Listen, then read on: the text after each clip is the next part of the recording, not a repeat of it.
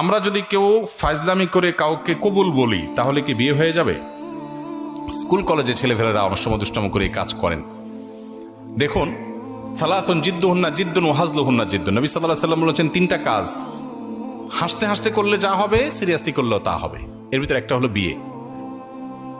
যদি দুইজন সাক্ষীর উপস্থিতিতে, অ্যাডাল্ট দুজন সাক্ষীর উপস্থিতিতে এই কাম করে থাকেন, উভয়ে হাসাহাসি করেছেন, আর নিজেরা শিশু না হন, আপনারাও অ্যাডাল্ট হন, তাহলে হানাফি মাযহাবের মাসআলা অনুযায়ী বিয়ে হয়ে যাবে। বলবেন হুজুর মোহরটা ঠিক কই নাই। মোহর অটোমেটিক সেট হয়ে যাবে, কিন্তু বিয়ে হয়ে যাবে। খুব জটিল।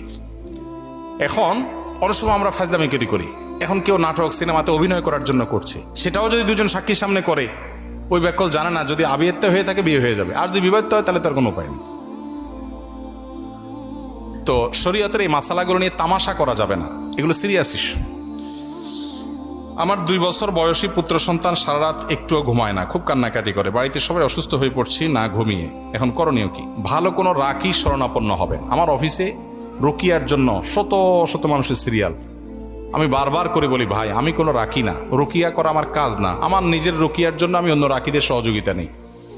আপনি সোশ্যাল মিডিয়াতে রুকিয়া সাপোর্ট গ্রুপ সার্চ করলে অনেক গ্রুপ, অনেক লোক পাবেন যারা ভালো ভালো রুকিয়া করেন, কোরআন হাদিস থেকে রুকিয়া করেন, কোনো শিরকি কাজ ভুয়া কাজ করেন না। জাস্ট এইটুকু নিশ্চিত হয়ে যে কোনো রাকির শরণাপন্ন হবেন।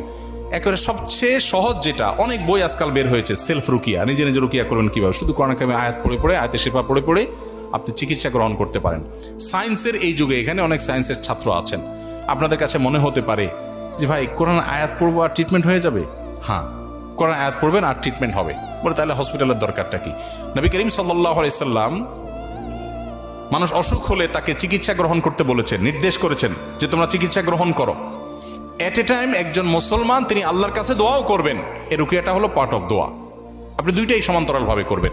এবং বিশেষ করে এই যে রোগীর কথা বললেন, বাচ্চা কাঁদে অস্বাভাবিক, এটার জন্য যদি আপনি মিরাকল দেখতে চান, আপনি সুন্নাহসম্মত রুকিয়াতে আপনি যান।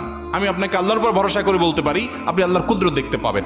আমার জীবনে বহুবার দেখার সুযোগ হয়েছে যে কোরআনে কারিম কিভাবে মিরাকলের মতো কাজ করে। এজন্য বাচ্চারা অস্বাভাবিক কান্নাকাটি করছে, অস্বাভাবিক কিছু করছে, মনে হচ্ছে যেটা মেডিকেল সায়েন্স রিলেটেড কিছু না, অস্বাভাবিক, তাহলে বুঝতে হবে যেটা রুকিয়া রিলেটেড ইস্যু। আপনি কোরআন তেলাওয়াত শুরু করে দেন। সূরা বাকারা হলো কমন রুকিয়া। নবী সাল্লাল্লাহু আলাইহি সাল্লাম বলেছেন সূরা বাকারা, এইটার তেলাওয়াত যদি আপনি কোনো ভাষায় করেন, তাহলে সে ভাষায় এই যে জাদু বা এই জাতীয় সমস্যা যদি থাকে, আল্লাহ তাআলা এটা থেকে মুক্ত করবেন এবং শয়তান ওখানে থাকতে পারেন। এই জন্য সূরা বাকারা তেলাওয়াত করবেন। তেলাওয়াত করতে পারেন না, অডিও চালাই দিবেন, এটা শুনবেন মনোযোগ দিয়ে, ইনশাআল্লাহ দেখবেন